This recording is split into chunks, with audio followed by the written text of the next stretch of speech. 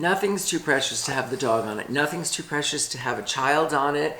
People will be like, oh, I just had a baby. And we're like, come for the weekend. I have cribs. I've got a changing table. You don't create a house for it to be a set. You create a house to actually live in and for your friends to enjoy with you. So I don't understand the whole idea of wrapping your furniture in plastic and having cushions that look perfect all the time. That's not my shtick. This is Tuck. He's my store mascot. You're watching Homeworthy, where we believe every home has a story. Like and subscribe for more. Hi, my name's Darren. Welcome to my house in Millbrook, New York. This is my weekend house, which has sort of become my full-time residence. And I live here with my husband, Michael, and my twin 13-year-old girls, Bunny and LuLu. Sadly, they have spectacular rooms and a bathroom, which I've designed, but you don't get to see them because we've been told that they're verboten. I've been an interior designer for, I guess, about 30 years now. This is your basic colonial house. It's a farmhouse. It was never meant to be a grand house. It was always just a farmhouse. So the rooms tend to be on the smaller side. The ceilings tend to be a little bit low. So this house was built in 1800, and it was, when we bought it, a Christmas tree farm, which it certainly no longer is. We moved 3,000 trees. We had this idea that we would keep about 75 trees, so we would always have a tree. First of all, not so bright because the trees grow, so they're already way too big for the house. And also, several years in a row when we first bought the house, we tried to cut our own trees down and pull them in the house, and the only thing we succeeded in doing is tearing the paint to shreds in the entryway, like pulling these trees in, because they're not all wrapped up and perfect. They're these massive trees and you're trying to like lug it in. It was a nightmare. It's like Clark Griswold. I give you the Griswold family Christmas tree. Looks great. Little full, a lot of sap. We were most definitely the Griswold family the first 3 years that we were doing Christmas here. You know, you have this idea that you want it to be perfect and you want it to do it yourself. And then you wake up and you think, no, there's a reason other people have figured things out for you. Like, let them figure those things out for you. How have I designed the house? You know, that's kind of a funny question because unlike for a client where there's very much so, you know, a set of rules or a set of guidelines or a set of needs, for us, this has always been way more organic. And it's always been more of a bit of a laboratory for me to try out things that I think I would enjoy. And I have to say, for the most part, they've all been really successful. So we're gonna go into the foyer. It's a little foyer, but there's something about the foyer that's kind of important mentally to think about. Big front door, almost nobody comes in the front door. This is Millbrook, everybody comes through the kitchen. However, I have a partner who's a rug dealer. He's a 70-year-old Persian man who has access to any rug you can possibly imagine. I could have the most exceptional quality rug that anybody could possibly find.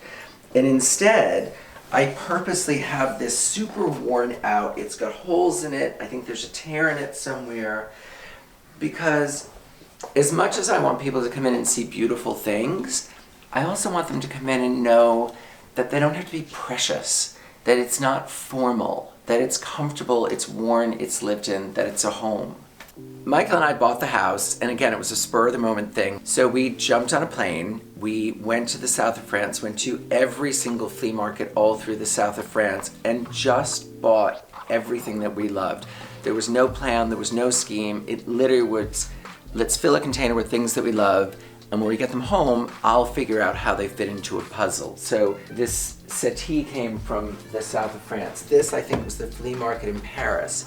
The pair of Napoleon III chairs, that was in the south of France. This table was at the flea market in Paris. I also have to apologize. I totally have bourbon voice today. We were out at a hunt ball last night doing a little drinking of the bourbon, and so I'm a little like salty and sexy. Anyway, so this was the first addition that was added to the house. That's the 1800 part of the house that we just came from. This is the addition. We went through great pains to match the floors with the old part of the house. The old part of the house, very wide plank pine floors, which are super soft. And pine also bleeds through paint. So we put this in, And then I had somebody paint it. I had this really amazing artist, Matt Austin. His name is Matt Austin. The guy's like a god. He's just genius. So Matt Austin came up with this pattern. It's based on a piazza in Portugal, in Lisbon. And we purposely painted it so that the wood would come through. And as pine bleeds, that the knots, the oil and the knots of the pine would bleed through the paint and come up. So from day one, this didn't look like a perfect, pristine floor. From day one, it looked like an old, worn floor, and it looked like the kitchen had been here forever. That was the goal. I collect anything that goes on a table. I don't know why. So my husband's an amazing cook, and I swear to God, this was not a setup. He's literally just making lunch. Before we sit down for dinner, my only question is, what are we eating? Because then I know what silverware to put on the table. So I get off on buying tabletop. This stuff is all made in Italy. These are handmade in France. Look at that. Isn't that insane? It's gorgeous. And then these, which you can't really see, there's an amazing silversmith in Florence. And I had these cups made, and they've got our initials on them with the date that I had them made.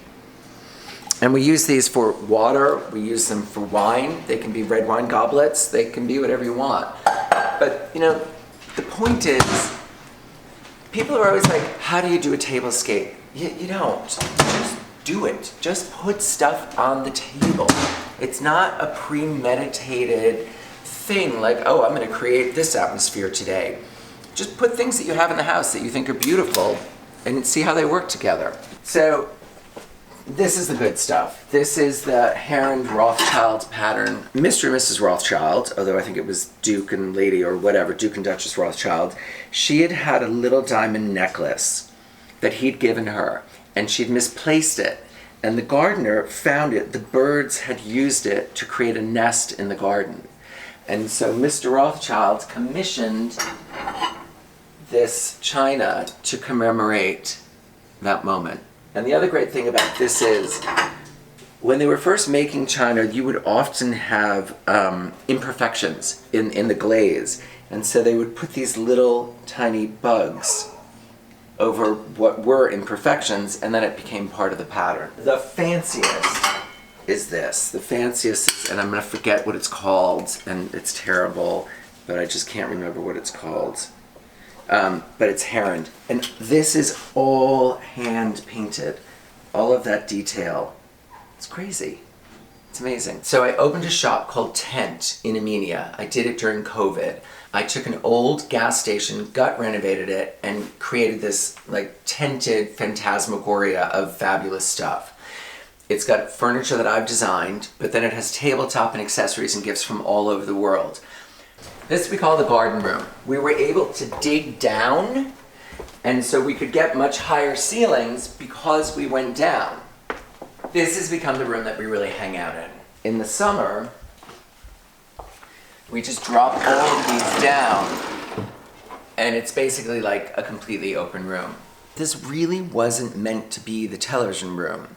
And the walls are all reclaimed oak, so they're old oak, so they're really warm and yummy. And I didn't want to look at the television. I didn't want to see the television all the time. So we put it behind these panels. How sexy is that? Is that not good? A little bougie, but kind of sexy. So we have prided ourselves on creating like these perfect magical Christmases every year for the girls. So about 4 years ago, we decided I'm gonna get zebra finches for the girls. I've never seen a zebra finch in real life. I'm just getting zebra finches. So I find this amazing antique bird cage, and it's huge, it's incredible. It's about 11 o'clock, the girls are sleeping, the Christmas presents are all under the tree, the room is flawless, we've had no arguments, and we take the birds and we release them into the bird cage. Well, I'm so brain dead that the little tiny birds fit right through the slats in the bird cage. So we've got 10 tiny little zebra finches now flying all around the room. They stayed in this room, thank God. They're in the tree. So now it's 11:50. We are cursing at each other. We're screaming at each other. We're trying to be quiet and not wake up the girls, and we're trying to get these birds. We're sticking our arms into the Christmas tree because they've gone into the Christmas tree. We managed to catch them all. We put them back in the original little cage. And the next morning I woke up and I found this guy, an ironsmith, who makes bird cages upstate New York, and he made this cage for us. These are not the original zebra finches. Sadly, zebra finches are really brutal animals, and they attack each other for dominance for the females. So we're down to 2, and they're males. So the 2 males won't fight as long as there's not a female. Like, why do I know these things? I don't know. You just learn this useless information. I have no idea why. In all sincerity, I have no idea why, because we don't kill things.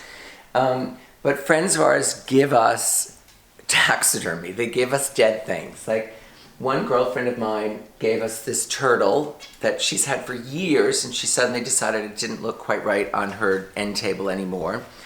Another friend had a farm down the road where her husband raised fallow sheep. And she would go out every year and collect. They shed their antlers every year, these huge antlers. And she would go out and collect the best pair and put them on these bronze heads. That's a piece of sculpture that I love. I think it's amazing. And then recently, we had lunch for a girlfriend, and afterwards we went to her friend's store. And we're in the store, and Michael and I were both like, oh my God, look at the beaver with his big fat belly. That's so awesome. And Barbara bought us the beaver. Pointedly, all of the upholstery that I've designed is purposely super sloppy, super comfortable. Some people like cushions that are spring with foam so that they spring back and they always look perfect and they're always mint. I don't want my house to look like that. I don't want my house to look like a suburban fantasy of perfection and Leave It to Beaver. I want my house to look incredibly comfortable and like people actually live here. And yes, the dog is always on the sofa. This is our bedroom. This is the room in the house that is my sanctuary. It's where I want to wake up every single day, and the first things I see are things that make me happy. The walls are fabric. They're not painted, they're not wallpaper, they're texture. So the sound quality is really amazing. This whole mush is like it's just me. That's me. Like the perfection and the precision of the photography, and the newness of the photography. And then our girls, when they were like 2 years old, they did these paintings. And honestly, I think they're really good. And I love the combination of them. I just think the juxtaposition of the triptych, it's so, like, that's a home moment. That's the definition of home right there. There are a million places in every single room of every single room I've ever designed to sit. There is never one central seating arrangement. I just find a central seating arrangement kills the room. It's got one purpose and one purpose only. And if instead there's a place to lie down, I've got chaises, like in 3 different rooms in this house I have a chaise. Because if you want to lie down and read a book, lie down and read a book. Doesn't matter what room in the house you're in. Different chairs, different nooks. I just think having a variety of places makes a room adaptable, makes it much more usable, and makes it all feel more gracious, makes it feel more luscious and homey. So 2 rooms I love to do. I love to do kitchens, ironic, because I don't cook, and bathrooms. So our bathroom, I went a little bit over the top. But if you can't go over the top in your own bathroom, where can you go over the top? So this sink was all carved by a local guy up here. There's a stone that's native to Vermont called Danby. And we got an entire cube of it, and he carved this single sink out. So it's got 2 basins in it. I'm gonna say something a little gross if you're sharing a sink and your husband's like toothpaste is going into your sink. I don't want that to happen. So this is actually carved to flow here, and this side is carved to flow into his drain with a little bit of a rise in the top, but it all looks like one single plane. But it keeps the spit out of my side of the sink. A girlfriend of ours was investigating a company in Normandy that makes all of the brass and copper pots for all the French chefs in France, but all the chefs all over the world. And she discovered that they also made this amazing bathroom, these incredible bathtubs. This is really like a cooking vessel, but it's a bathtub. My favorite thing about this house is that it is 100% me. It is 100% a reflection of me. Every single square inch of it, every single item is what I want it to be. So when I come here, this is nirvana. This is haven. This is heaven. This is home. Thanks for watching. For more home-worthy content, be sure to like and subscribe.